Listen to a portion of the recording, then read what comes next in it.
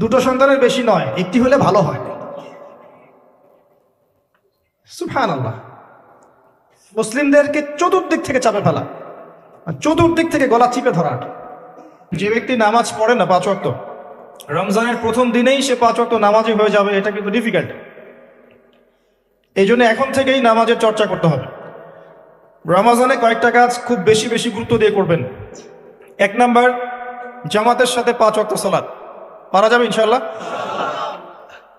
2 number, নিজের মালের যাকাত দিয়ে দিবেন। এটা কি ব্যবসায়িক সমিতির উদ্যোগে প্রোগ্রাম? নিজেদের মালের যাকাত হিসেব করে মুফতি সাহেবদের কাছে যাবেন, কওমি উলামায়ে কেরামের কাছে যেতে পারেন, গিয়ে যাকাতের আপনার নিসাব হিসাব করে নেবেন যে আপনার কতটুকু যাকাত এসেছে, এবং এটা দেওয়ার সবচেয়ে উত্তম সময় হচ্ছে রমাদান মাস। যাকাতগুলো দিয়ে দিবেন, আল্লাহ পাক তৌফিক দান করুন। সাদাকাতুল ফিতর দিবেন রমজান মাসে। তারাবিহ সালাত অবশ্যই অ্যাটেন্ড করবেন, তারাবিহ সালাত মিস করবেন না। পরিবারের ব্যক্তিদেরকে একসাথে নিয়ে ইফতার করবেন, আলাদা আলাদা করে করবেন না। বেশি থেকে বেশি মানুষকে ইফতার করাবেন, সামাজিকভাবে, রাষ্ট্রীয়ভাবে, সংগঠনের উদ্যোগে বা ব্যক্তিগত পর্যায়ে বেশি থেকে বেশি মানুষকে ইফতার করাবেন। এবং কুরআনুল কারীমকে বেশি সময় দিবেন। প্রতিদিন অন্তত পক্ষে 1 পারা করে তেলাওয়াত করবেন। যারা হাফেজ কোরআন তারা পুরো কোরআন হিফজ আবার চর্চা করবেন। যারা আরো বড় লেভেলে আছেন কোরআন গবেষণা করবেন। 5 ওয়াক্ত নামাজের পরে একটা করে হাদিস পড়ার চেষ্টা করবেন মসজিদের মধ্যে। আসর থেকে মাগরিব এই সময়টুকুর মধ্যে, আসরের নামাজের পরে মসজিদ ভিত্তিকভাবে দার্সের ব্যবস্থা করবেন, তালিমের ব্যবস্থা করবেন। 30 দিন 30টা আলাদা আলাদা টপিকে কথা হবে, জনগণ জানতে পারবে। পারা যাবে? ব্যবসায় এই মাসে খুব বেশি লাভের চেষ্টা করবেন না, পরকালীন লাভের চেষ্টা করবেন। সিন্ডিকেট করে দ্রব্যমূল্যের দাম বাড়িয়ে দিবেন না। চেষ্টা করবেন মানুষকে আরো সহজ করে দেওয়ার জন্য। যারা খাবারের ব্যবসা করেন রমজান মাসে বেশি বেশি মানুষকে খাবার খাওয়াবেন, আল্লাহ বরকত দিবে ইনশাআল্লাহ। কাপড়ের ব্যবসা করেন, বেশি থেকে বেশি মানুষকে কাপড় দান করবেন রমজান মাসে। রমজানে মুসলিমদের নিত্য প্রয়োজনীয় যে দ্রব্যগুলো আছে এগুলো যারা বিক্রি করেন তাদের প্রতি অনুরোধ থাকবে যে কৃত্রিম সংকট সৃষ্টি করে দাম বাড়াবেন না, বরং মানুষের জন্য সহজ করে দিবেন। আল্লাহ আপনার রিজিকে বরকত দিবে ইনশাআল্লাহ। বিশ্বের প্রায় প্রতিটা মুসলিম কান্ট্রিতে এই রমজান মাসে দ্রব্যমূল্যের দাম নিয়ন্ত্রণে থাকে, কমে যায়, ইল্লাল বাংলাদেশ ছাড়া। কিন্তু আমরাই 90% মুসলিমের দেশ। এই মাস লাভের মাস, পরকালীন লাভের মাস, দুনিয়ার লাভের মাস নয়। বরং রমজান আসার আগেই পুরো মাসের বাজার এবং ঈদের শপিং করে ফেলে দিবেন। রমজান মাসে বেশি বেশি মার্কেটে যাবেন না, এবং স্ত্রী সন্তানদেরকেও বেশি বেশি মার্কেটে যেতে দিবেন না। বরং এই মাসে পর্দা আরো বজায় রাখার চেষ্টা করবেন। রাস্তার মোড়ে মোড়ে যে হোটেলগুলো থাকে, ঘোমটা হোটেল, এই হোটেলের মালিকদের প্রতি নসিহত থাকবে যে আল্লাহকে ভয় করেন। হোটেলের বাইরে লিখে দিবেন মুসলিমদের জন্য খাওয়া আমার হোটেলে জায়েজ নাই। এটা করবেন, ঘোমটা না দিয়ে ওখানে লিখে দিবেন যে আপনি মুসলিম হয়ে থাকলে আল্লাহকে ভয় করুন, আমার হোটেলে মুসলমানদের জন্য আলাদা করে খাওয়ার কোনো জায়গা নাই রোজা রাখা অবস্থায়। সেলুনে আছেন যারা, সেলুনে লিখে দিবেন রমজান মাসে আমি দাড়ি কাটি না, কমপক্ষে লিখে দিবেন যে আমার দোকানে দাড়ি শেভ করা হয় না। রমজান মাসে আল্লাহওয়ালা হয়ে যান, লাআল্লাকুম তাত্তাকুন, তাকওয়া অবলম্বন করতে হবে। কিছু টিপস বলে দিলাম। সবচেয়ে বড় কথা হচ্ছে মানসিক প্রস্তুতি।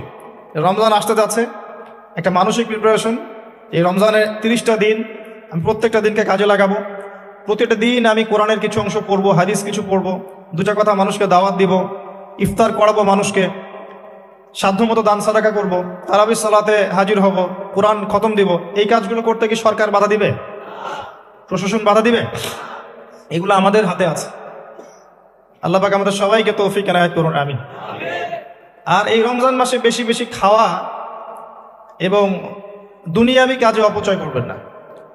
সারাদিন রোজা রেখে যদি ইফতার করতে 20টা আইটেম নিয়ে বসি আমাদের পুরান ঢাকার মানুষের মতো, তাহলে অবস্থা খারাপ, রমজানের আধ্যাত্মিকত্ব নষ্ট হয়ে যাবে। কথা কি বুঝতে পারছেন? রোজা রেখেছে আলহামদুলিল্লাহ, ইফতার করার জন্য কি 20টা আইটেমের দরকার আছে? 10টা আইটেমের দরকার আছে? এই যত বেশি ইফতারে খাবে মানুষ তত বেশি সে অসুস্থ হয়ে যাবে, এবং তারাবি অন্য ইবাদতগুলো ঠিক মতো করতে পারবে না। আমাদের ক্ষেত্রে দেখা যায় যে সেহেরি আর ইফতারে আয়োজন দেখলে মনে হয় এটা আমার জীবনের শেষ খাওয়া হবে না। কথা বুঝতে পারছেন? তো এই স্বভাবগুলোকে চেঞ্জ করতে হবে। আল্লাহ পাক তৌফিক ইনায়েত করুন, আমিন। এবার আসেন, মেরাজে যাওয়ার আগে আমরা রাসূলুল্লাহ সাল্লাল্লাহু আলাইহি ওয়াসাল্লামের জীবনীর সামন থেকে আসতে চাই। আর আমি যে কথাটা বলতে চেয়েছিলাম সেটা হচ্ছে, রমজান আসার আগেই নবী সাল্লাল্লাহু আলাইহি ওয়াসাল্লামের জীবনী একবার পড়ে শেষ করবেন, ওয়াদা করেন। হাত উঁচু করেন,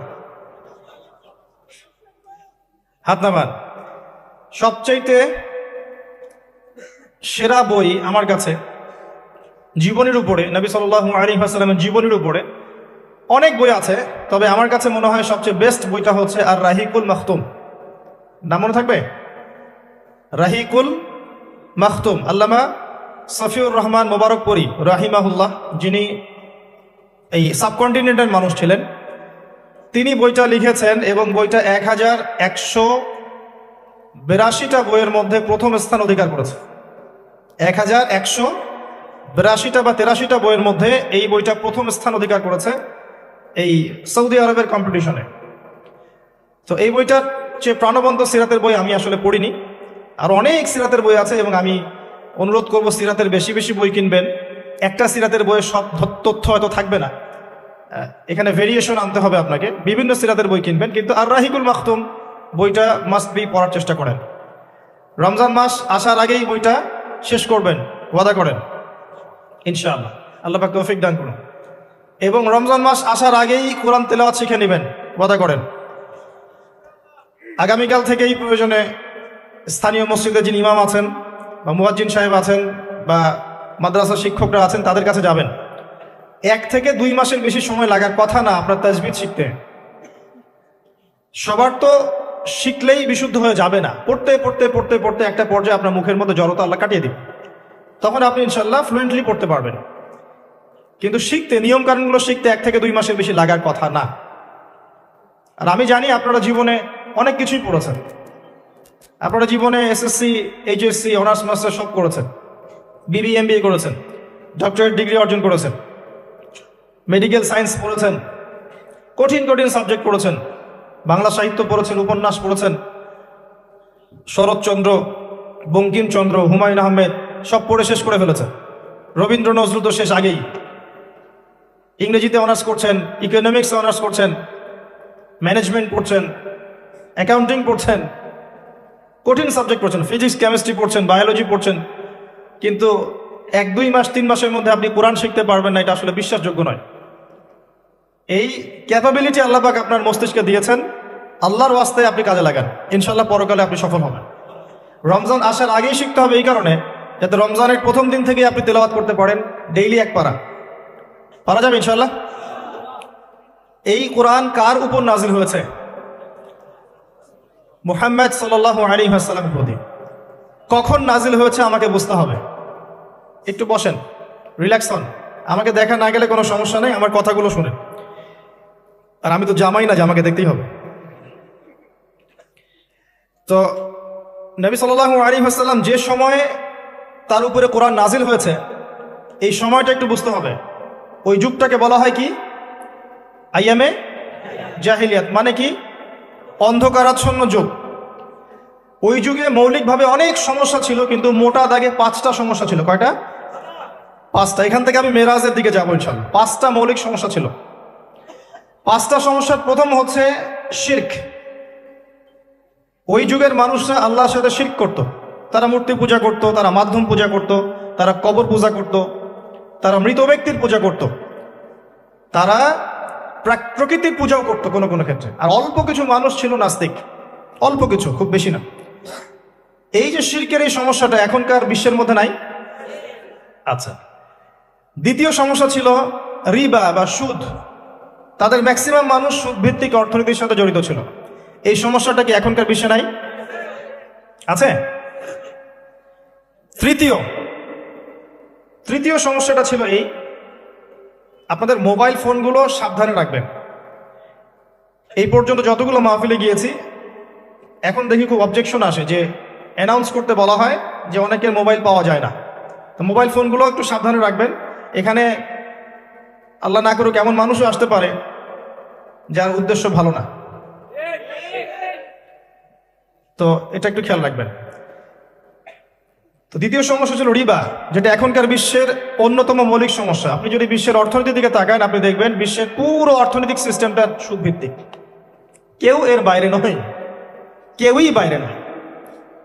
আমরা এমন একটা যুগে বাস করছি যেখানে কেউ যদি সুদ থেকে বাইরে থাকতে চায়, যে আমি মোটেই খাবো না, একবারেই খাবো না, টোটালি খাবো না, তারপরেও তার গায়ের মধ্যে সুদের ছিটা ফোটা লাগবে।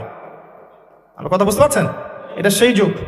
কিভাবে লাগবে সেটা সম্পর্কে জানার জন্য রিবা কেন্দ্রিক যে বইগুলো আছে, আল্লামা তকি উসমানের বই আছে, ইনশাআল্লাহ আগামীতে এটার উপর বিস্তারিত আলোচনা আসবে। এগুলো পড়েন এবং শোনেন, ইনশাআল্লাহ কাজে দিবে। শুধু এতটুকু বলবো, যে খায়, যে দেয়, যে সাক্ষী থাকে এবং যে লিখে রাখে, উভয়কেই, এই চার শ্রেণীর মানুষকেই নবী সাল্লাল্লাহু আলাইহি ওয়াসাল্লাম সমান অপরাধী বলেছেন। পুরো সিস্টেমটার মধ্যে এগুলো পড়ে যাবে। এমনকি যদি দেখেন আমি খাচ্ছি না, একটা ফ্ল্যাট বাসায় ভাড়া আছে, এই বাসা যে করেছে সে সুদের লোন নিয়ে করেছে, আমার ভাড়ার টাকা থেকে সে লোন শোধ করে, পরোক্ষভাবে আমিও সুদের সাথে জড়িত আছি। এটা সেই যুগ যেখানে আপনি বেঁচে থাকতে চাইলে পারবেন হয়তোবা, যদি আপনার তাকওয়া অনেক উঁচু লেভেলের হয়, কিন্তু ধুলি কণা আপনার গায়ে লাগবেই, আপনি বাঁচতে পারবেন না। তৃতীয় সমস্যা ছিল মাদক। আইয়ামে জাহিলিয়াতে তৃতীয় সমস্যা ছিল মাদক। এখনকার বিশ্বের দিকে আপনি তাকান, আপনি দেখবেন ম্যাক্সিমাম যুব সমাজ এই সমস্যায় নিপতিত আছে না? সেম সমস্যা। চতুর্থ সমস্যা ছিল নারীর অবমাননা। এটা সম্পর্কে বলার আমার কোনো প্রয়োজন নাই, যথেষ্ট বলেছি এই পর্যন্ত আমি। নারীকে যেভাবে আজকে আমরা পণ্যের ন্যায় ব্যবহার করছি, এটা আইয়ামে জাহিলিয়াতের সেই বন্যতাকেও হার মানিয়েছে। 5 নম্বর সমস্যা ছিল গোত্রীয় দ্বন্দ্ব, গোত্রীয় রক্তক্ষয়ী সংঘাত। এটা এখন বৈশ্বিক রূপ নিয়েছে। ধর্মের মধ্যে সংঘাত, পলিটিক্সের সংঘাত, বিশ্বের দেশগুলোর মধ্যে সংঘাত। এই যে এখন একটা নতুন সংঘাত চলছে, আল্লাহ জানে এটার মোড় কোন দিকে যাবে। যদিও এতটুকু মনে রাখবেন, বিশ্বের একটা শক্তি চায় যে বিশ্বে একটা পারমাণবিক যুদ্ধ হোক। তারা খুব করে চাচ্ছে বিশ্বে একটা পারমাণবিক যুদ্ধ হয়ে যাক।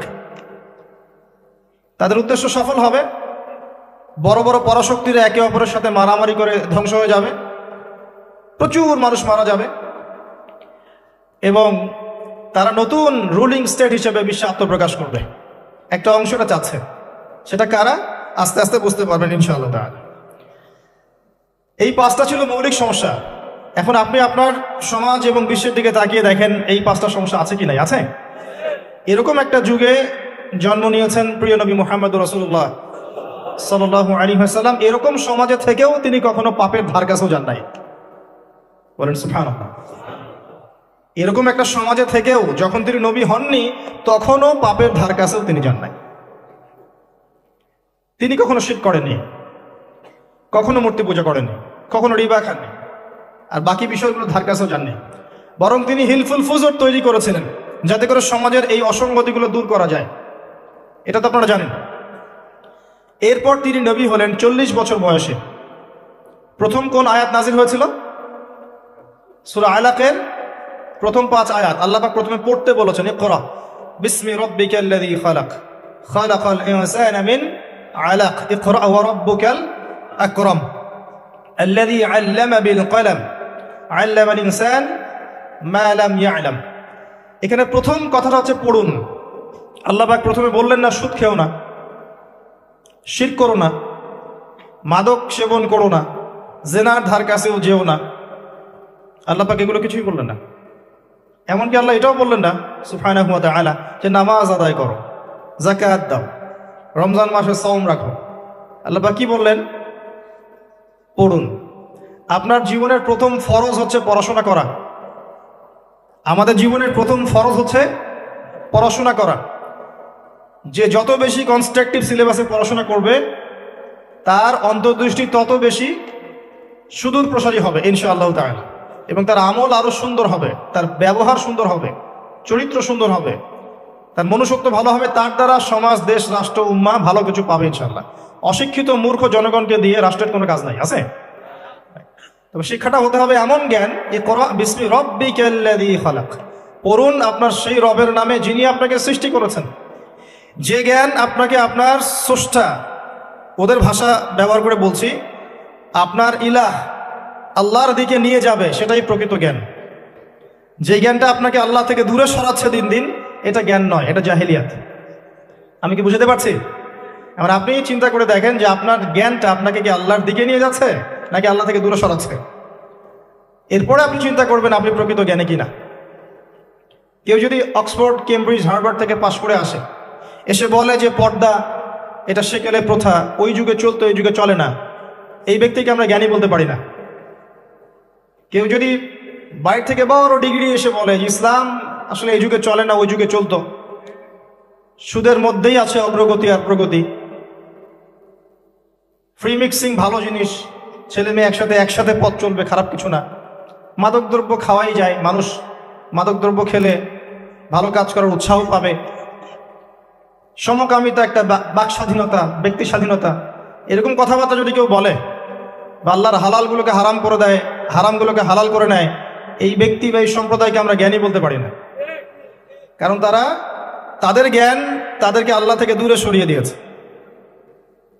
ইকরা বিসমি রব্বিকাল্লাযী খালাক, পড়ুন আপনার সেই রবের নামে যিনি আপনাকে সৃষ্টি করেছেন।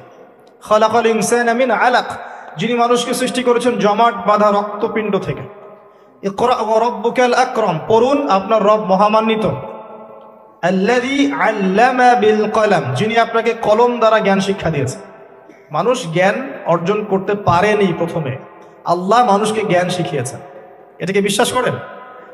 ওয়াল্লামা আদামাল আসমাআ কুল্লাহা, আমি আদমকে সমস্ত নাম শিক্ষা দিয়েছি। কে শিক্ষা দিয়েছেন? আদম আলাইহিস সালামের কি জ্ঞান ছিল? আমাদের জ্ঞান ছিল? আল্লাহ শিখিয়েছেন। আল্লামাল ইনসান মা লাম ইয়ালাম, মানুষকে সেই জ্ঞান শিক্ষা দিয়েছেন যা মানুষ জানতো না। এই আয়াত নিয়ে নবী সাল্লাল্লাহু আলাইহি ওয়াসাল্লামের নবুয়তের জিন্দেগি শুরু হলো। কত বছর জিন্দেগি ছিল নবুয়তের জিন্দেগি? বলতে পারবেন? 23 বছর। 23 বছর। আমরা কিন্তু লেকচারের শেষে একটা কুইজ কন্টেস্ট করব ইনশাআল্লাহ। 5টা থেকে 10টা প্রশ্ন করব ইনশাআল্লাহ। 10 জনকে আমরা পুরস্কৃত করব ইনশাআল্লাহ তাআলা। মনোযোগের সাথে লেকচার শুনবেন। এরপর নবী সাল্লাল্লাহু আলাইহি ওয়াসাল্লামের নবুয়তের জিন্দেগি শুরু হলো। 23 বছর। কত বছর? তার মধ্যে প্রথম 13 বছর হচ্ছে মক্কায়, আর পরের 10 বছর কোথায়? মদিনায়। খুব সংক্ষিপ্ত আকারে বলছি, প্রথম 3 বছর নবী সাল্লাল্লাহু আলাইহি ওয়াসাল্লাম গোপনে দাওয়াত দিয়েছেন। কিভাবে? একদম গোপনে গোপনে। প্রথমে বাড়ির লোকজনকে, তারপর নিকট আত্মীয় যারা তাদেরকে, তারপর যাদের সাথে সম্পর্ক ভালো ক্লোজ তাদেরকে, এরপর আস্তে আস্তে আমভাবে।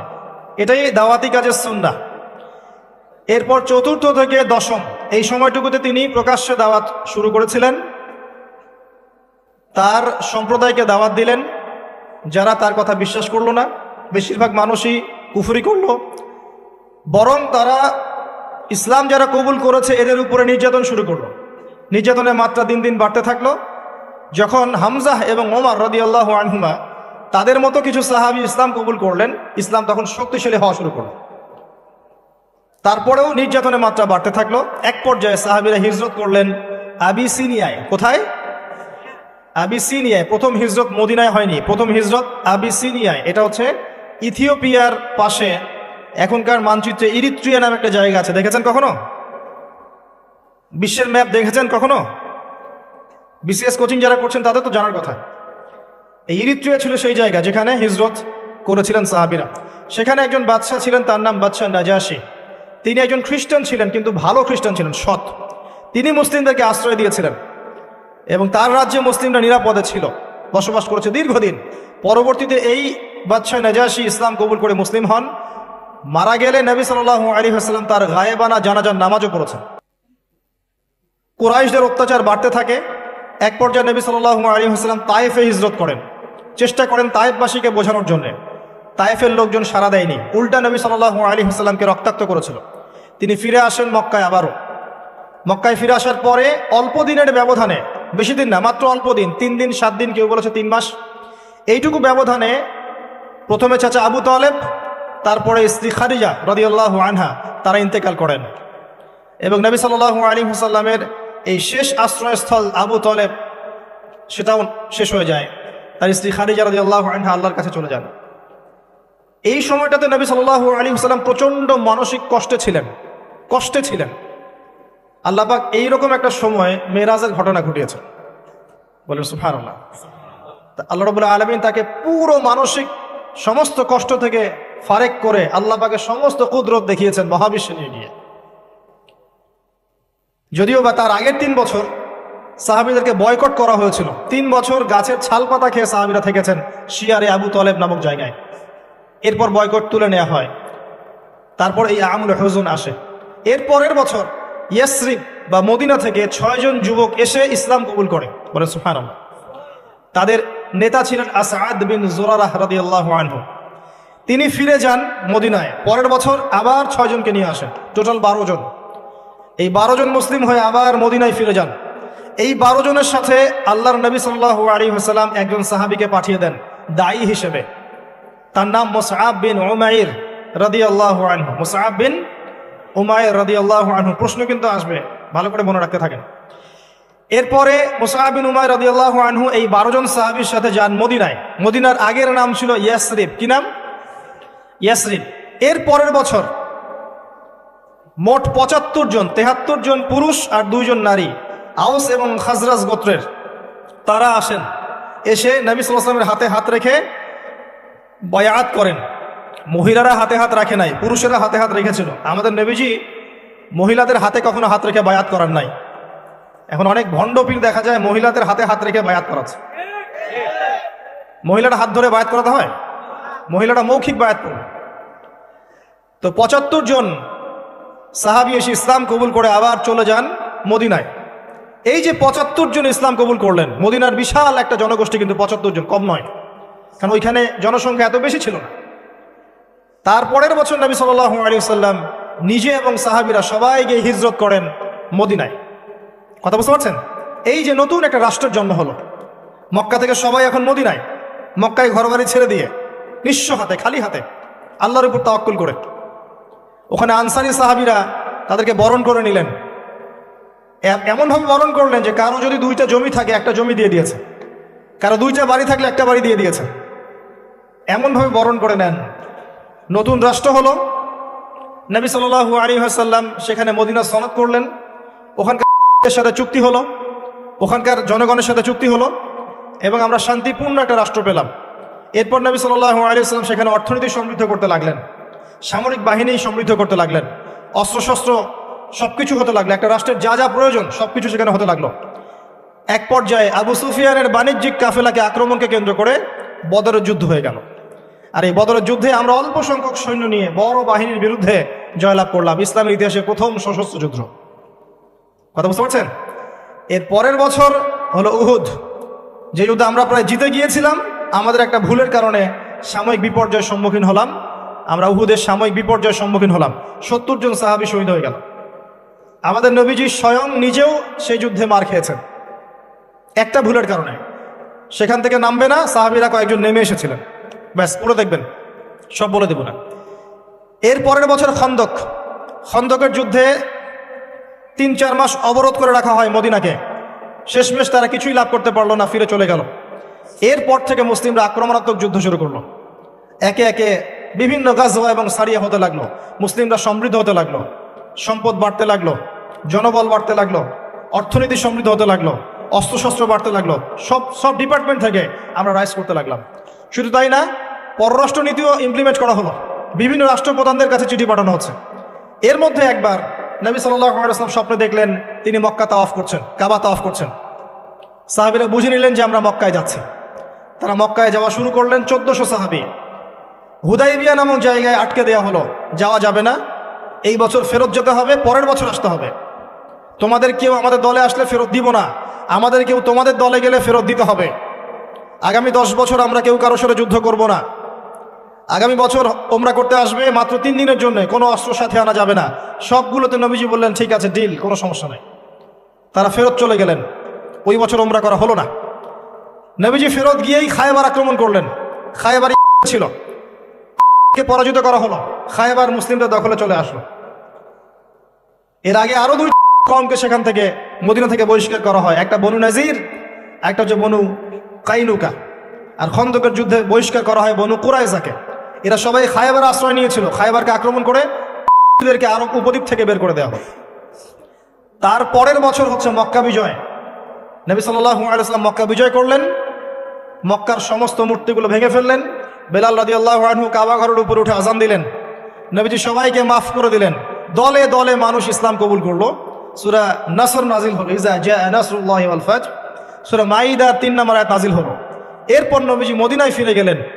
তার মাঝে হুনাইনের যুদ্ধ হয়েছে, এর আগে একটা মোতার যুদ্ধ হয়েছে, তারপর একটা তাবুক যুদ্ধ হয়েছে, ব্যাস। এরপরে মদিনায় ফিরে গিয়ে মাত্র 81 বা 83 দিন নবীজি বেঁচে ছিলেন। এরপরে তার শেষ রোগ শুরু হলো এবং মারা যাওয়ার কয়েকদিন আগে তিনি বলে গেলেন, আমার কবরকে উপাসনার জায়গা বানাবে না, আমার কবরকে উপাসনার জায়গা বানাবে না। আরব উপদ্বীপ থেকে বহিষ্কার করবে, রাষ্ট্রদূত রাষ্ট্র সম্মান করবে, দাস দাসীর প্রতি খেয়াল রাখবে, নামাজের হেফাজত করবে। আর অনেক নসিহত তিনি করে গেলেন। তিনি বলে গেলেন তার আগে বিদায় হজের ভাষণে, তোমরা সবাই ভাই ভাই, সাদার উপর কালো, কালোর উপর সাদা, ধনীর উপর গরিব, গরিবের উপর ধনী, আরবের উপর অনরব, অনরবের উপর আরব, কোনো ভেদাভেদ নাই। তোমরা সবাই আদম সন্তান, আদম মাটির সন্তান। নবীজি বললেন সাল্লাল্লাহু আলাইহি ওয়াসাল্লাম, সাহাবীরা, আমি কি তোমাদের কাছে আমার অর্পিত দায়িত্ব পালন করেছি, পৌঁছে দিয়েছি? সাহাবায়ে কেরাম বললেন, হ্যাঁ, আমরা সাক্ষ্য দিয়েছি আপনি পৌঁছে দিয়েছেন। নবীজি বললেন, আল্লাহুম্মা ফাশহাদ, আল্লাহ আপনি সাক্ষ্য থাকেন আমি আমার দায়িত্ব পৌঁছে দিয়েছি। এভাবে তার জীবনটা শেষ হয়ে যায়। এই হলো সংক্ষিপ্ত সিরাত, ডিটেইলস পড়বেন। এর মধ্যে একটা ঘটনা, যখন কষ্টের মধ্যে ছিলেন নবী সাল্লাল্লাহু আলাইহি ওয়াসাল্লাম, তখন কিসের ঘটনা ঘটেছে? মেরাজ। এবং নবী সাল্লাল্লাহু আলাইহি ওয়াসাল্লামকে আল্লাহ পাক সশরীরে মেরাজ করিয়েছেন, ঘুমের মধ্যে নয়, সশরীরে। এই জায়গা থেকে আলোচনার বাকি অংশটা খুব ভালো করে বোঝার চেষ্টা করেন।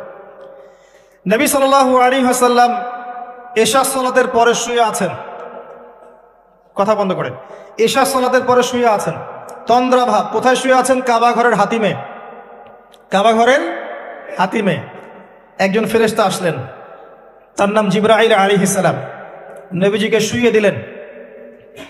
নবীজিকে শুইয়ে দিয়ে এই যে বুক, গলার নিচ থেকে এই নাভি পর্যন্ত ছিঁড়ে ফেললেন। কলিজা এটা বের করা হলো, একটা পাত্র আনা হলো। এই পাত্রের মধ্যে ছিল ঈমান এবং প্রজ্ঞা। এগুলো কিন্তু কোনো গল্প নয়, এগুলো সবগুলো বাস্তব সত্য ঘটনা। এটা নবী সাল্লাল্লাহু আলাইহি ওয়াসাল্লামের জীবনে ঘটেছে। এগুলোর ব্যাখ্যা কি, এগুলো কি সায়েন্টিফিক কিনা, এগুলোর পিছনে দর্শন কি, যুক্তি কি, এগুলো আমাদের আজকের আলোচনার বিষয় নয়। কারণ আমি অনেক দিন আলোচনা করেছি যে সায়েন্স আপনাকে সব কিছুর ব্যাখ্যা দিতে পারবে না। কোনো কিছু সায়েন্স দিয়ে প্রমাণ হলেই বিশ্বাস করব, না হলে করব না, এই চেতনার নাম শিরক। এটা আধুনিক যুগের শিক্ষা শিরক, এটা আধুনিক যুগের শিক্ষা ক্ষেত্রে শিরক।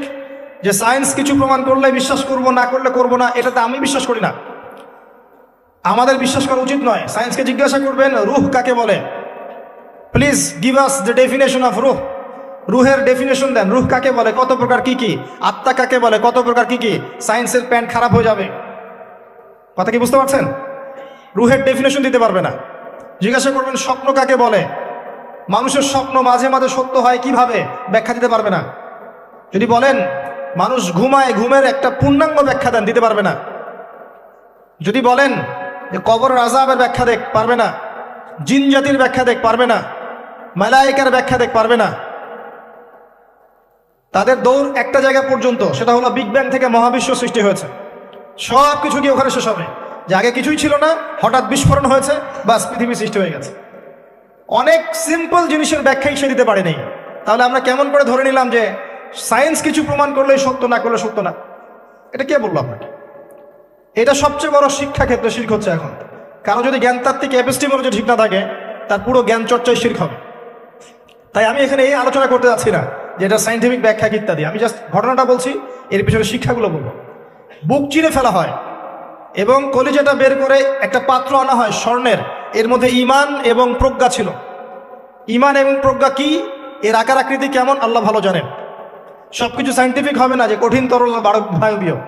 কঠিন তরল বায়বীর বাইরেও অনেক কিছু আছে যেটা সায়েন্স জানে না। কথা কি বুঝতে পারছেন? অনেক কিছুই আছে, কঠিন তরল বায়বীর বাইরেও অনেক কিছু আছে যেটা সায়েন্স ব্যাখ্যা করতে পারবে না। ঈমান এবং প্রজ্ঞার এই পাত্রে কলিজাটা ডুবানো হয়, ধুয়ে পরিষ্কার করে আবার আগের জায়গায় ফিট করে দেওয়া হয়।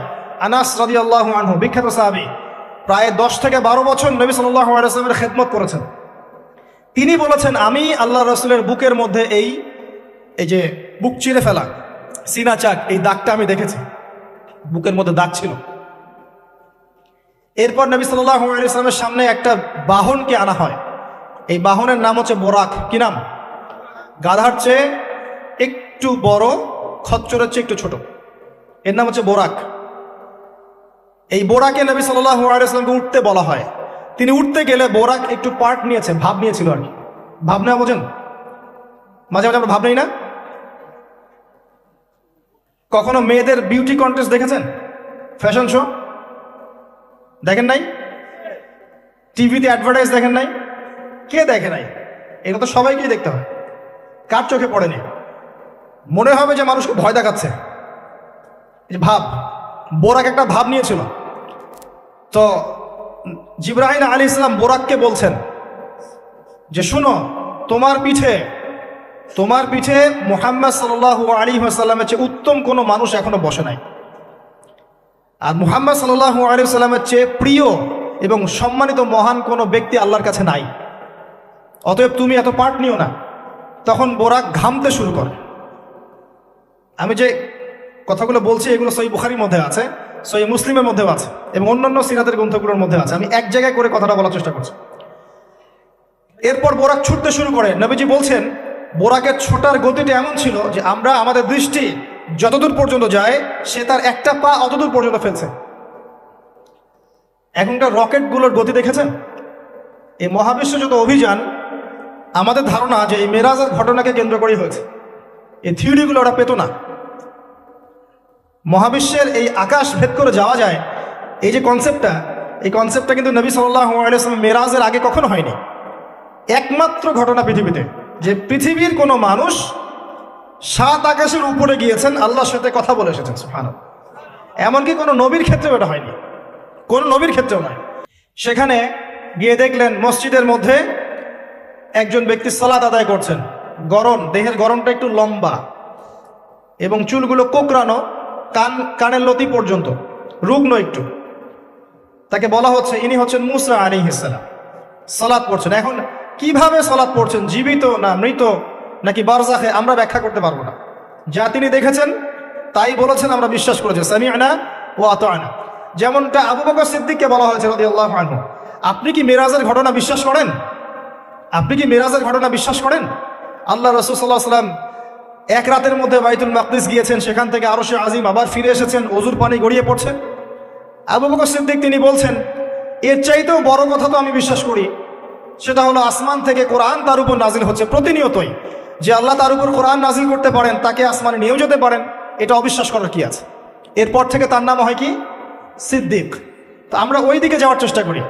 নবীজি বলেছেন, ব্যাস সত্য।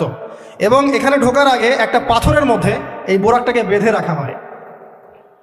আরেকজন ব্যক্তিকে দেখেছেন যার গড়ন ফর্সা এবং লালচে, এই দুইটা কালারকে মিক্স করলে যেমন গায়ের রং হবে এমন, এবং চুলগুলো হচ্ছে অনেক সোজা, সিল্কি শব্দটা আমি বুঝলাম, চুলগুলো অনেক সোজা, এটা আমার কথা, স্বচ্ছ ঝকঝকে চুল। তো গায়ের গড়নটা খুব বেশি লম্বাও না, খুব বেশি খাটোও না।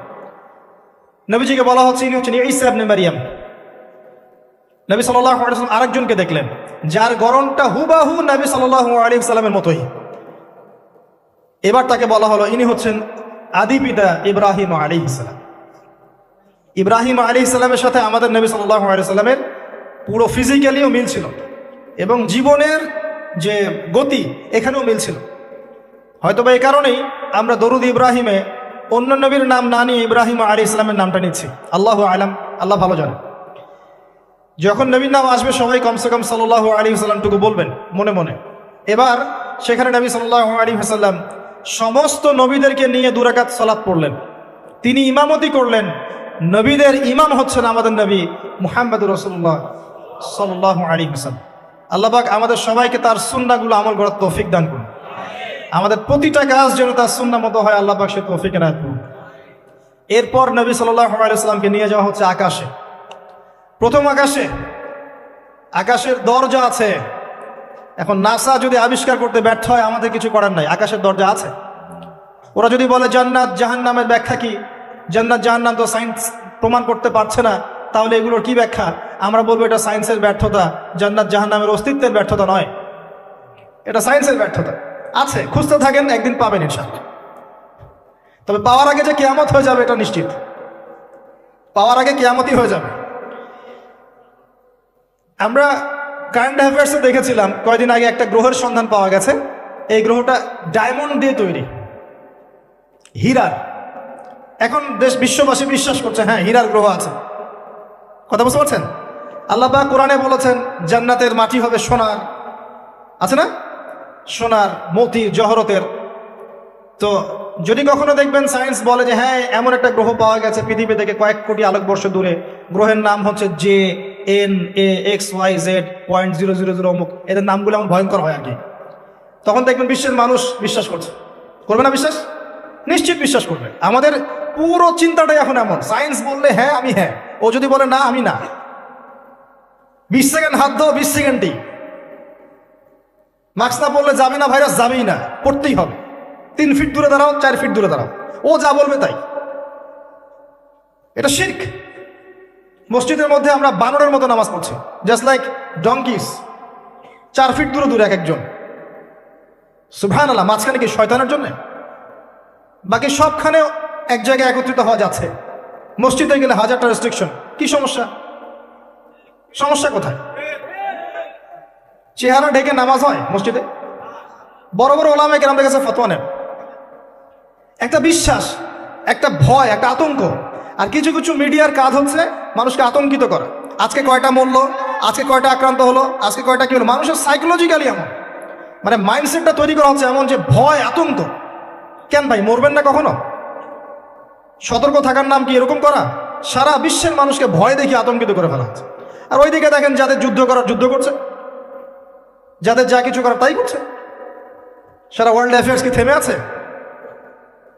মানুষের দৃষ্টিভঙ্গিকে একদিকে ফোকাস করিয়ে দেয়। আমরা বলছি না যে ভাইরাসের অস্তিত্ব নাই, কিন্তু আল্লাহর চেয়ে বেশি ভয় তাকে করতে হবে কেন? বিগত 1 বছরে যতগুলা মানুষের সাথে আমি মোসাফা করেছি, এতদিন আমার কবরে থাকার কথা ছিল, যদি সায়েন্স সত্য হয়। কথা কি বুঝতে পারছেন না? এখন আপনি আমাকে ব্যাখ্যা দেন যে আমার কেন হয় নাই, ব্যাখ্যা দেন।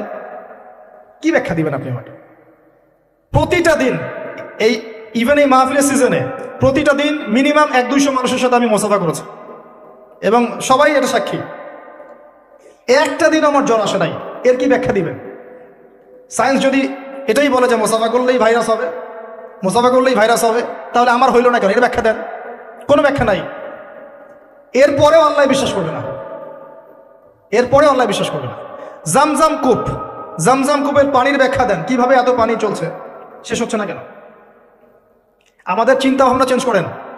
ও যা বলবে তার 100% সত্যি হতে হবে এমন নয় বিষয়টা।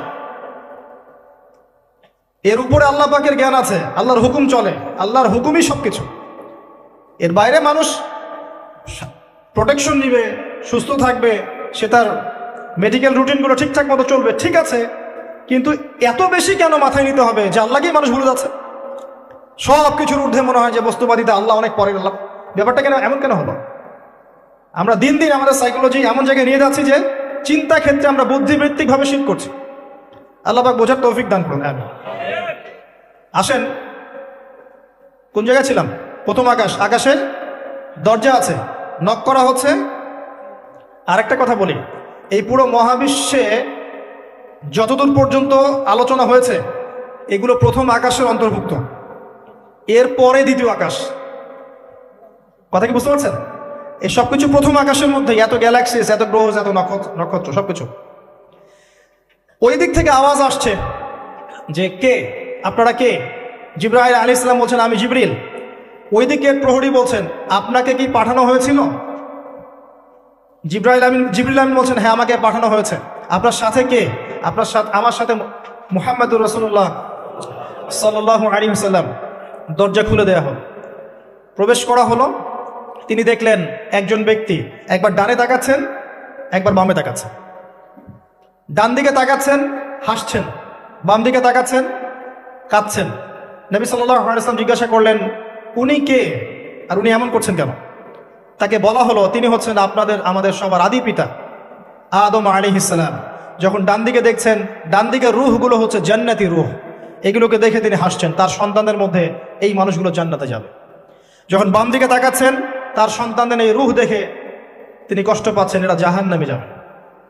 আর আমি বলে রাখি, সহিহ বুখারীতে 4 বার হাদিস এসেছে যে আদম আলাইহিস সালামকে কিয়ামতের মাঠে আল্লাহ পাক ডেকে নিয়ে আসবেন এবং বলবেন, তোমার সন্তানদের মধ্য থেকে জান্নাতি জাহান্নামী আলাদা করে দাও।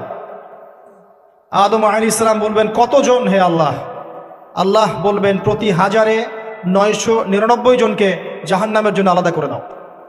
বলেন নাউযুবিল্লাহ, ইন্না লিল্লাহি ওয়া ইন্না ইলাইহি রাজিউন। প্রত্যেক 1000-999 জন মানুষ জাহান্নামে যাবে। আল্লাহ পাক আমাদেরকে হেফাজত করুন, আমিন। তবে সবচেয়ে বেশি মানুষ যারা জান্নাতে যাবে তারা এই উম্মতের মধ্যে, এটা সুখবর। সবচেয়ে বেশি মানুষ যারা জান্নাতে যাবে তারা এই উম্মতে মুহাম্মাদের মধ্যেই হবে। তারপরেও আরেকটা দুঃসংবাদ, যে এই উম্মতের মধ্যে 73টা দল হয়ে যাবে, যার মধ্যে 72 দল জাহান্নামে যাবে, একটা দল জান্নাতি। মা আলা আলাইহি ওয়া আসহাবি, আমি যার উপরে আছি, আমার সাহাবীরা যার উপরে আছেন। অতএব আমরা আমাদের আকীদা আমলগুলোকে আল্লাহ রাসূল সাল্লাল্লাহু আলাইহি ওয়াসাল্লাম এবং সাহাবীদের আকীদা আমলের সাথে মিলাই, ইনশাআল্লাহ আমরা জান্নাতে যাব। আরেকটা কথা হচ্ছে, এই উম্মতের মধ্যে যারা শিরক না করে মারা যাবে, শিরকের গুনাহ না করে মারা যাবে, হয়তো অন্য অন্য বড় গুনাহ আছে, আল্লাহ চাইলে তাদের সমস্ত গুনাহকে মাফ করে জান্নাতে দিতে পারেন। সাবধান থাকবেন শিরক থেকে। আল্লাহ পাক সবাইকে শিরক থেকে মুক্ত রাখুন, আমিন। আদম আলাইহিস সালামকে দেখে তিনি সালাম দিলেন, তিনি সালামের প্রতি উত্তর দিলেন, মারহাবা জানালেন এবং এগিয়ে চললেন। দ্বিতীয় আসমানে নবী সাল্লাল্লাহু আলাইহি ওয়াসাল্লাম সাক্ষাৎ হচ্ছে দুজন নবীর সাথে। একজন ঈসা ইবনে মারিয়াম, নাম শুনেছেন? তিনি সেই নবী যিনি কে হত্যা করবেন এবং এই পৃথিবীতে তিনি আবারও ফিরে আসবেন ইনশাআল্লাহ। ন্যাটোকে ঠেকাতে পারবে না, জিউসরা তাকে ঠেকাতে পারবে না, ইসলামের অন্যান্য যে বিরোধী শক্তি তারা তাকে ঠেকাতে পারবে না। তিনি পৃথিবীতে আসবেন, সিরিয়ার দামেস্কের সাদা মিনারের উপরে তিনি অবতরণ করবেন 2 জন ফেরেশতার কাঁধে ভর দিয়ে। যখন তার চুল দিয়ে টপ টপ করে পানি পড়তে থাকবে এবং এই ঘামগুলো বা পানিগুলো দেখতে মুক্তার মতো মনে হবে। হাদিস এভাবে স্পষ্ট এসেছে, হাদিস এভাবে স্পষ্ট এসেছে, টাটকা। যে কোনো আলেমকে জিজ্ঞাসা করেন, আপনাকে বলে দিবে ইনশাআল্লাহ। তার সাথে আরেকজন নবীকে দেখলেন, নবী সাল্লাল্লাহু আলাইহি ওয়াসাল্লাম, তার নাম ইয়াহইয়া আলাইহিস সালাম, ঈসা ইবনে মারিয়ামের খালাতো ভাই, বা দুজনের মাঝে একটা সম্পর্ক আছে, আমি এই মুহূর্তে ভুলে গেছি, এরকমই কিছু একটা হবে। ইয়াহইয়া আলাইহিস সালাম সেই নবী যার নাম আল্লাহ পাক নিজে রেখেছেন, সুবহানাল্লাহ। তিনি সাইয়্যিদ ছিলেন, নেতা ছিলেন, নবী ছিলেন। একইভাবে সালাম বিনিময় হলো, নবীজি এগিয়ে চললেন সাল্লাল্লাহু আলাইহি ওয়াসাল্লাম। তৃতীয় আকাশে তিনি দেখলেন আরেকজন নবী, তাকে বলা হলো তিনি হচ্ছেন ইউসুফ আলাইহিস সালাম, যাকে পুরো পৃথিবীর অর্ধেক সৌন্দর্য দেওয়া হয়েছে। আর আপনারা জানেন সূরা ইউসুফ একটা সূরাই আছে, আর এই সূরা ইউসুফ জুলাইখার প্রেম কাহিনী নয়, বরং এই সূরা হচ্ছে ইউসুফ আলাইহিস সালামের সাথে তার পিতা ইয়াকুব আলাইহিস সালামের প্রেম কাহিনী। ভালো করে পড়ে দেখবেন। কিভাবে বললাম? ছেলের শোকে কাতর হয়ে বাবা কাঁদতে কাঁদতে অন্ধ হয়ে গেছেন। আপনার গার্লফ্রেন্ড কি আপনার জন্য অন্ধ হয়েছে? যখন ইউসুফ আলাইহিস সালাম একটা রুমাল পাঠালেন, মনে আছে, তার বাবার চোখে দেওয়ার জন্যে, দূর থেকে, যোজন যোজন দূর থেকে তার পিতা বলছেন, আমি ইউসুফের গন্ধ পাচ্ছি। বাবার ছেলের এমন প্রেম কাহিনী আপনি কোথাও পাবেন না। এটা সূরা ইউসুফ, পড়ে দেখেন। আর ইউসুফ আলাইহিস সালামের যে চরিত্র ছিল, তার চেহারার চেয়ে চরিত্র আরো বেশি সুন্দর ছিল। তাকে জেনার অফার করা হচ্ছে, তিনি বলছেন আল্লাহকে আমি ভয় করি। আর যুবকদেরকে আমরা বলতে চাই যে যদি আপনি জেনা থেকে দূরে থাকতে পারেন, যদি শুধু জেনা থেকে দূরে থাকতে পারেন, আল্লাহ পাক আপনার যে কোনো দোয়া কবুল করবে ইনশাআল্লাহ। নিশ্চিত মৌতের হাত থেকে আল্লাহ আপনাকে বাঁচাতে পারেন যদি আপনি জেনা ছাড়তে পারেন। জেনা মানে শুধু ফিজিক্যাল রিলেশন নয়, জেনা মানে রাতের বেলা জেগে কথা বলাও, অনলাইনে চ্যাটিং করো, আপনার বান্ধবীর সাথে কফি খাওয়াও, সবকিছুই জেনার অন্তর্ভুক্ত।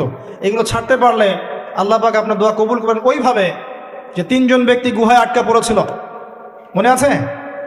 গুহার মুখের মধ্যে একটা পাথর এসে গেল, সবাই বলছে আজকে আর বাঁচার বুদ্ধি নাই, নিজের আমল দিয়ে আল্লাহর কাছে বাঁচতে চাও। তার মধ্যে একজন বলছে আল্লাহ আমার চাচাতো বোন ছিল, তাকে পেতে চাইতাম, সে রাজি হয়ে গিয়েছিল 100 স্বর্ণ মুদ্রার বিনিময় করতে তার রানের মাঝখানে। সে ওই সময় বলেছে তুমি আল্লাহকে ভয় করো, আমি মুদ্রাও দিয়ে দিয়েছি, ওখান থেকে আমি জেনা না করে চলে আসছি। আল্লাহ এই কাজ যদি তোমার পছন্দ হয়ে থাকে আজকে এই মৃত্যুর হাত থেকে আমাকে বাঁচাও। ওই পাথর সরে গেল। এটা দলিল দিলাম, জেনা ছাড়তে পারলে আপনার দোয়া, যে কোনো দোয়া আল্লাহ কবুল করবেন ইনশাআল্লাহ। শুধু তাই নয়, আরশে আজিম আল্লাহ পাকের সবচেয়ে বড় সৃষ্টি, এর নিচে আল্লাহ পাক 7 শ্রেণীর মানুষকে ছায়া দিবেন। তার মধ্যে এক শ্রেণী হচ্ছে সেই যুবক যাকে কোনো সুন্দরী নারী আহ্বান করেছে খারাপ কাজ করার জন্য, উচ্চ বংশের, সে বলেছে আমি আল্লাহকে ভয় করি। পারবেন ইউসুফের মতো হতে? আল্লাহ পাক তৌফিক এনায়েত করুন, আমিন। আপনি জেনা থেকে দূরে থাকেন, আল্লাহ পাক আপনার ঘরে খাদিজা রাদিয়াল্লাহু আনহার মতো মেয়ে দিবেন ইনশাআল্লাহ। আপনি 10টা ঘাটের পানি খেয়ে আসবেন, দেখবেন এমন বউ আল্লাহ কপালে জুটাইছে, সে মাশাআল্লাহ 20 ঘাটের পানি খাওয়া। হ্যাঁ, কিফাউন কিরাম, আল্লাহ পাক একদম দুনিয়াতে ইকুয়ালি ডিল করেন। আল্লাহ পাক আপনাদের প্রত্যেকের পারিবারিক জীবনটা সুখী করুন, দোয়া করি আমি। ইউসুফ আলাইহিস সালাম তারপরে এগিয়ে চললেন, আর প্রত্যেক আকাশেই মারহাবা মুসাফা হচ্ছে এবং সালাম হচ্ছে। চতুর্থ আকাশে নবী সাল্লাল্লাহু আলাইহি ওয়াসাল্লাম দেখছেন ইদ্রিস আলাইহিস সালাম। ইদ্রিস আলাইহিস সালামের কথা সূরা মারিয়ামের মধ্যে আছে, পড়ে দেখবেন। সালাম বিনিময় হলো, নবীজি এগিয়ে চললেন। পঞ্চম আকাশে তিনি দেখছেন হারুন আলাইহিস সালাম। কার ভাই? মুসা আলাইহিস সালামের ভাই। তিনি কিন্তু মুসা আলাইহিস সালামের সাথে ফেরাউনের সামনে গিয়ে দাওয়াত দিয়েছেন, মনে আছে? আরেকটা কথা বলি, কোরআনে দাড়ির দলিল আছে? দাড়ি বলবে নাই। কোরআনে কোথায় দাড়ির দলিল আছে বলেন তো দেখি, কে বলতে পারবেন? কঠিন প্রশ্ন। 500 টাকা পুরস্কার দেবো আমার পক্ষ থেকে, জান। যদিও 500 কোনো টাকাই না, টাকার মান দিন দিন কমছে। কোন সূরায় দাড়ির কথা আছে কে বলতে পারবেন? আলেম ওলামা বাদ, তারা তো পারবেন। আমরা সিভিলিয়ানদের জিজ্ঞাসা করছি, সাধারণ কে পারবেন বলেন? কোন সূরায় দাড়ির কথা আছে? দাড়ি কোরআনে একটা জায়গায় দাড়ির কথা আছে, কে বলতে পারবেন? দেখছেন আল কোরআনের আলো ঘরে ঘরে যা আলো, তাই না? স্লোগান দিয়ে কাজ হবে না ভাই, প্রত্যেক ঘরে ঘরে কোরআন বলা মানুষ তৈরি করতে হবে, তারপরে আলো অটোমেটিক ঘরে ঘরে জ্বলবে ইনশাআল্লাহ। আচ্ছা যাক, আমার টাকা বেঁচে গেল। সূরা তহায় আছে, কোথায় আছে? সূরা তহার মধ্যে আছে, একটা জায়গায় দাড়ির কথা আছে, সেটা হচ্ছে হারুন আলাইহিস সালামের দাড়ি। কার দাড়ি? হারুন আলাইহিস সালামের দাড়ি। মুসা আলাইহিস সালাম ফেরাউন থেকে এই যে দলবল নিয়ে পার হওয়ার পরে, বনু ইসরাইলকে নিয়ে পার হওয়ার পরে আল্লাহ পাক তাকে 40 দিন ডেকেছেন তুর পাহাড়, মনে আছে? তুর পাহাড়ে তিনি গেছেন, এই ফাঁকে বনু ইসরাইল শিরক করা শুরু করেছে, এই যে বাছুর পূজা শুরু করেছে, মনে আছে? পড়েন নাই কখনো? বাছুর পূজা শুরু করেছে। মুসা আলাইহিস সালাম তাওরাত নিয়ে আসছেন, এসে দেখছেন যে কওমের এই অবস্থা, তিনি রাগে তাওরাত ছুঁড়ে মারলেন। তিনি প্রচন্ড ব্যক্তিত্ব সম্পন্ন মানুষ ছিলেন, গায়রতওয়ালা, রাগে তাওরাত ছুঁড়ে মারলেন। এবং এসে এই যে হারুন আলাইহিস সালাম যাকে রেখে গিয়েছিলেন যে কওমকে দেখাশোনা করবে, তার দাড়ি চিপে ধরলেন। তুমি থাকতে এরা এই অবস্থায় গেল কিভাবে? এক হাতে দাড়ি, এক হাতে চুল চেপে ধর, তুমি থাকতে এই অবস্থা হলো কিভাবে? সূরা তহা পড়ে দেখেন। তখন হারুন আলাইহিস সালাম বলছেন যে হে আমার ভাই, আমার দাড়ি আর চুল ধরো না, এই একটা জায়গায় আছে। তার মানে দাড়ি পাওয়া যাচ্ছে কোরআনে। কিছু মানুষ তো এখন বলে কোরআন মানি হাদিস মানি না, তাই না? ওই অজুহাত দিয়ে এখন দাড়ি রাখে না, বলে কোরআনে তো দাড়ির কথা নাই, রাখবো কেন? সুবহানাল্লাহ। আপনারাও কি এটা বিশ্বাস করেন যে আমরা শুধু কোরআন মানবো, হাদিস মানবো না? স্পষ্ট কুফরি, স্পষ্ট কুফরি। কোরআন এবং হাদিস একসাথে মিলেই শরিয়া। শুধু কোরআন মানি হাদিস মানি না, এটা বলতে গিয়ে সে বোঝাচ্ছে সে আসলে কোরআনও মানে না। কোরআনে আল্লাহ বলেছেন ওয়ামা আতাকুমুর রাসূল ফাখুযুহ, রাসূল যা দিয়েছেন নিয়ে নাও, ওয়ামা নাহাকুম আনহু ফানতাহু, যা থেকে নিষেধ করেছেন দূরে থাকো। তাহলে সুন্নাহ না মানলে আপনি কিভাবে কোরআন মানবেন? কথা কি বুঝতে পারছেন? আসেন, হারুন আলাইহিস সালাম সালাম বিনিময় হলো, চললেন। তারপরে ষষ্ঠ আসমানে গিয়ে দেখলেন মুসা আলাইহিস সালাম, সেই যে ব্যক্তি। সালাম বিনিময় হলো, চলে যাচ্ছেন, আর মুসা আলাইহিস সালাম কাঁদছেন, কান্না করছেন। জিজ্ঞাসা করা হলো কেন কান্না করছেন? তিনি বললেন আমার পরে একজন যুবক নবী হবে যার উম্মত আমার চেয়ে বেশি জান্নাতে যাবে, এটা চিন্তা করে আমি কান্না করছি। তিনি হচ্ছেন মুহাম্মদুর রাসূলুল্লাহ সাল্লাল্লাহু আলাইহি ওয়াসাল্লাম। তারপরে গিয়ে চললেন সপ্তম আসমান, সেখানে সপ্তম আসমান মানে 7 নম্বর মহাবিশ্ব, সেখানে গিয়ে দেখলেন যে বাইতুল মামুর নামে একটা জায়গা আছে, ঠিক কাবা ঘরের একদম এক্স্যাক্টলি উপরে, একদম সোজা উপরে বাইতুল মামুর নামে একটা জায়গা আছে। এটা হচ্ছে ফেরেশতাদের ইবাদতের জায়গা, তারা সেখানে তাওয়াফ করেন। প্রতিদিন 70,000 ফেরেশতা, প্রতি মুহূর্তে 70,000 ফেরেশতা এখানে তাওয়াফ করেন। এবং যার একবার তাওয়াফের সুযোগ হয়েছে সে আর কখনো সুযোগ পাবে না, শেষ। আল্লাহ পাকের ফেরেশতাদের সংখ্যা চিন্তা করেন তাহলে এবার। সেখানকার দেয়ালে হেলান দিয়ে আছেন ইব্রাহিম আলাইহিস সালাম, তার চেহারা একদম মুহাম্মদ সাল্লাল্লাহু আলাইহি ওয়াসাল্লামের মতো, এবং অনেক ছোট ছোট বাচ্চা তার সামনে খেলা করছে। ওই যে বাচ্চা কোরবানির কথা মনে আছে, যেসব মুমিন মুসলিমদের ছোট ছোট বাচ্চা কাচ্চারা নাবালক অবস্থায় মারা যায় না, তাদের আত্মাগুলো সেখানে চলে যায়, তারা সেখানে খেলা করতে থাকে। যারা পিতা পায়নি, যখন পিতার কথা মনে হয় খেলতে খেলতে, তখন তারা ইব্রাহিম আলাইহিস সালামের কাছে দৌড় দেয়। মায়ের কথা মনে হলে তার স্ত্রীর কাছে দৌড় দেয়। আমাদের যাদের সন্তান 2-1 মারা গেছে, এটা আমাদের পরকালের অ্যাসেট, পরকালের সম্পত্তি। কিয়ামতের মাঠে ওই ছেলে ওই মেয়ে আপনার হাত ধরবে, আঙ্গুল ধরে ফেলবে, ফেলে বলবে, আল্লাহ আমার বাবাকে মাফ করে দাও, না হলে আমি জান্নাতে যাব না। তাই বেশি বেশি বাচ্চা কাচ্চা নিতে হয় সামর্থ্য অনুযায়ী, আর সামর্থ্য আল্লাহ দিবেন। যখন আপনি 4-5টা এরকম করে বাচ্চা কাচ্চা নিবেন, 2-1টা বাচ্চা মারা যেতে পারে, এগুলো আপনার পরকালের সম্পত্তি। এখন তো আমাদের জেনারেশনকে রেস্ট্রিক্টেড করার জন্য 2টো সন্তানের বেশি নয়, 1টি হলে ভালো হয়। সুবহানাল্লাহ। মুসলিমদেরকে চতুর্দিক থেকে চাপে ফেলা, চতুর্দিক থেকে গলা চিপে ধরা। আর কি জনশক্তিতে রূপান্তরিত হলে কোনো সমস্যা আছে? চাইনিজদের জনসংখ্যা কত? কত? চায়নার জনসংখ্যা কত? ম্যাক্সিমাম জনগণকে তারা জনশক্তিতে রূপান্তরিত করেছে। এই আপনার পশ্চিমারা ন্যাটো ম্যাটো যত কিছু আছে, চায়নার এগেনস্টে কথা বলুক দেখি, কত বড় সাহস। সারা বিশ্বকে নিয়ন্ত্রণ করে ফেলছে ওরা এখন। কই, তারা তো আর তারা যখন দেখেছে যে আমাদের আর প্রয়োজন নাই, তখন তারা একটা লস দিয়েছে ওদের কান্ট্রিতে। এটা মুসলিমদের জন্য প্রযোজ্য নয়। যাই হোক, সন্তান সন্ততি ওখানে গিয়ে মারা গেলে আপনার অ্যাসেট। এরপরে আসেন, যারা ইচ্ছা করে সন্তান হত্যা করছে, গর্ভের সন্তান যখন জানছে যে এটা মেয়ে, তখন তাকে ফেলে দিচ্ছে। আবার অবৈধ সন্তান যারা অ্যাবর্শন করে নষ্ট করছে, এই যে হত্যাগুলো, এই প্রাণগুলোকে আল্লাহ পাক কিয়ামতের মাঠে জীবন্ত করবেন, এবং তাদেরকে দেখিয়ে ওই ব্যক্তিদেরকে চার্জ করা হবে যে কি অপরাধে তাকে হত্যা করা হয়েছে। সতর্ক হয়ে যান। আল্লাহ পাক এটাও বলেছেন, দারিদ্র্যের ভয়ে সন্তানকে হত্যা করো না, রিজিক আল্লাহ দিবেন ইনশাআল্লাহ। এই সমুদ্রের কোটি কোটি মাছকে আল্লাহ পাক খাওয়াতে পারলে আপনাকে আমাকেও খাওয়াতে পারবে ইনশাআল্লাহ, যদি না আমরা আমাদের রিজিকটা সংকুচিত করে ফেলি। মানুষ মানুষের রিজিক কেড়ে খাচ্ছে সুদের মধ্য দিয়ে, মানুষ মানুষের রিজিক কেড়ে খাচ্ছে সুদের মধ্য দিয়ে, অন্য কোনো বিষয় নাই, সুদ, রিবা।